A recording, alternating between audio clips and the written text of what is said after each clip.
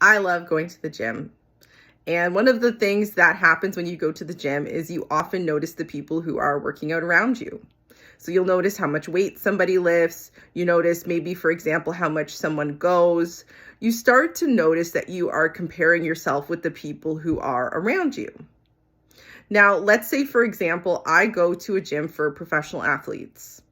It would be really easy for me to have once compared myself to the people at my local gym and think I'm doing a really good job, but to compare myself with maybe professional athletes or people who are training for the Olympics, I would start to feel a bit like, hey, I really got to step up my game.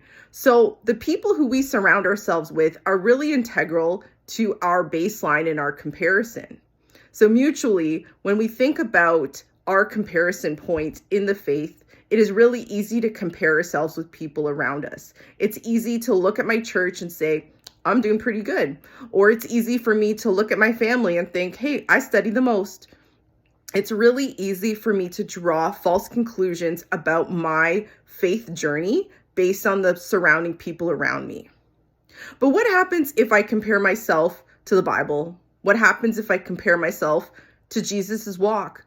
What if I compare myself to who I'm actually supposed to follow?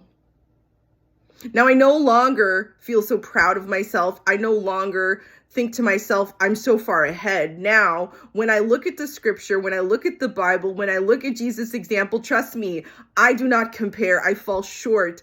No, not one does good. And that is why it is important to have a proper comparison point. Don't look at the people around you. Don't compare yourself to the people who are near you. Focus on the actual example. Focus on the epitome of our faith. Focus on Christ. And then you will never feel like you have arrived. You will always fall short because all have fallen short of the glory of God.